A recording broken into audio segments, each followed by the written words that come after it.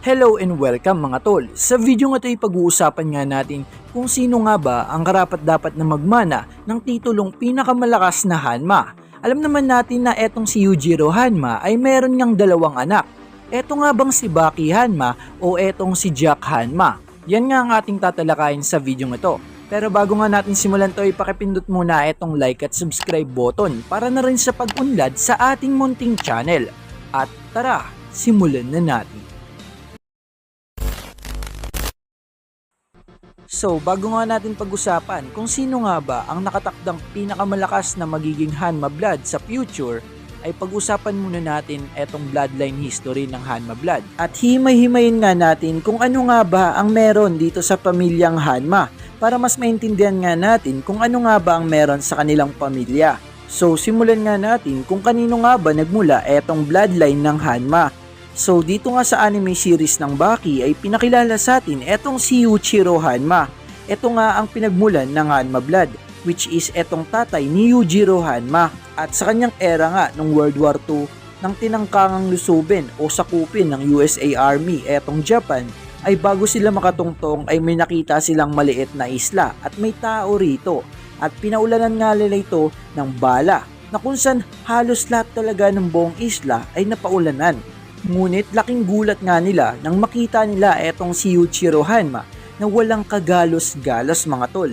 At hindi lang yun ang ginawa niya, kung saan lahat nga ng nasalubong at nakita niya ngang sundalo ng Amerika ay pinataob niya at pinatay niya.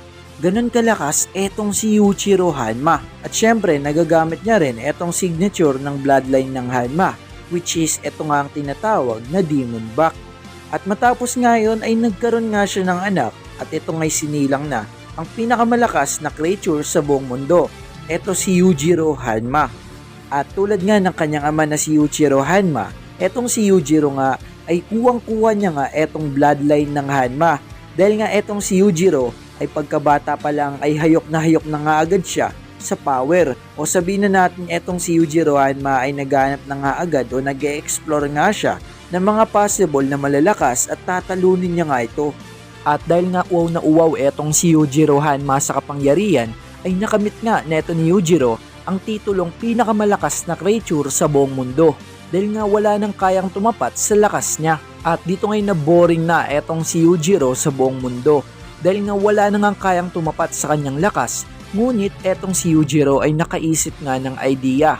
At yun nga ay magkaroon nga ng anak na magmamana nga ng kanyang dugo, which is eto nga ang bloodline ng Hanma. At yun nga ang kanyang harap sa kanyang future o sabihin na natin sa tamang panahon. Ngunit hindi niya nga inaasahan na magkakaroon siya ng anak dito sa sundalo ng USA Army. At yun nga etong naging anak niya na si Jack Hanma. Samantalang etong pinlano niya talaga na tatapat sa kanya sa tamang panahon ay etong si Baki Hanma na kung saan pinag-training niya nga ng gusto para nga makalaban niya o makatapat niya nga ito sa isang duelo. At para masatisfy nga siya dito sa kanyang makakalaban. At nang dumating na nga etong tamang panahon na kung saan nagtapat na nga sila ng kanyang anak, na kung saan etong si Baki ay sobrang dami nang na-experience na laban para lang matapatan niya nga o makasabay siya dito sa lakas ng kanyang ama. At dito na nga nagbunga etong gustong-gusto na ito ni Yujiro Hanma na kung saan nagkaroon nga siya ng kalaban na nakakasabay sa kanyang lakas.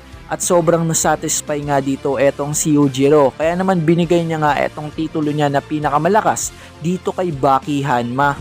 Samantalang etong si Jack Hanma naman ay umiiyak nga na kung saan habang pinapanood niya nga etong laban ng kanyang kapatid at ang kanyang ama ay sinasabi niya nga na kaya niya nga rin daw yun. At nang tumungo na nga tayo dito sa latest manga ng Baki, eto nga yung Baki Rein, ay dito ngay sobrang lakas na neto ni Jack Hanma na kung saan etong si Jack Hanma mga tol ay tinalo nilang naman etong malalakas na fighter katulad neto ni Pigel at neto ni Hanayama. Ngayon, napag-usapan na nga natin kung kanino nang galing etong bloodline ng Hanma at sino-sino ang meron nito.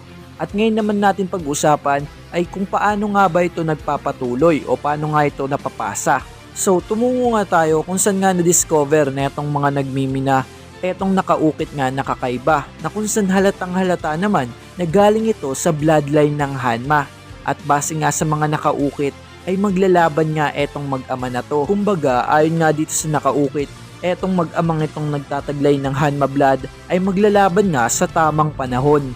At sa tinakdang panahon na yon na kung saan maglalaban ng mag-ama ay matatalo dito ang ama at dito ngay mananalo ang anak. At ang mangyayari nga etong anak na nanalo ay magpapatuloy ang buhay na kung saan magkakaroon din ng sarili niyang anak at dito ngay tatalunin din siya ng kanyang anak. At isa lang masasabi ko dito, paulit-ulit ang mangyayari para mapasa etong bloodline ng Hanma.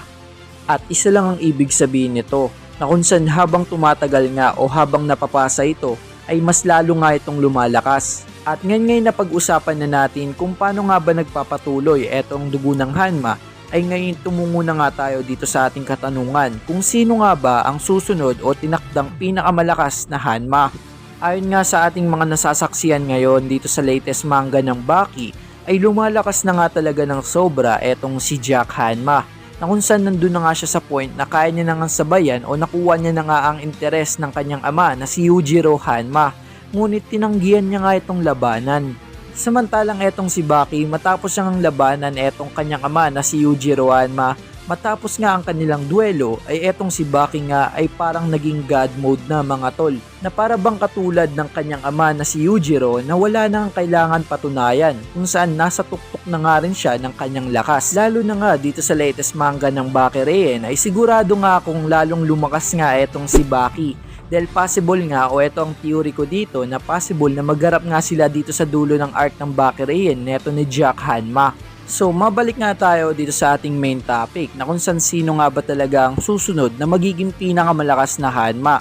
So ayon nga doon sa nakaukit na na-discover nga netong mga nagmimina, ang magtatapat na mag-ama nga doon ay nagtataglay nga ng Demon Back.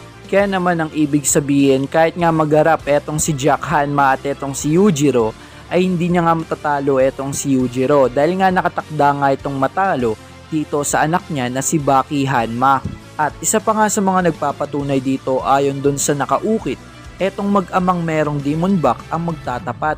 So isa lang ang ibig sabihin neto mga tol, yun nga ang dahilan kung bakit wala ngang Demon Back etong si Jack Hanma dahil hindi nga siya ang tinakda kundi etong si Baki Hanma. At idadagdag ko na nga rin dito etong nabuo kong theory about dito sa Hanma family o sa bloodline ng Hanma.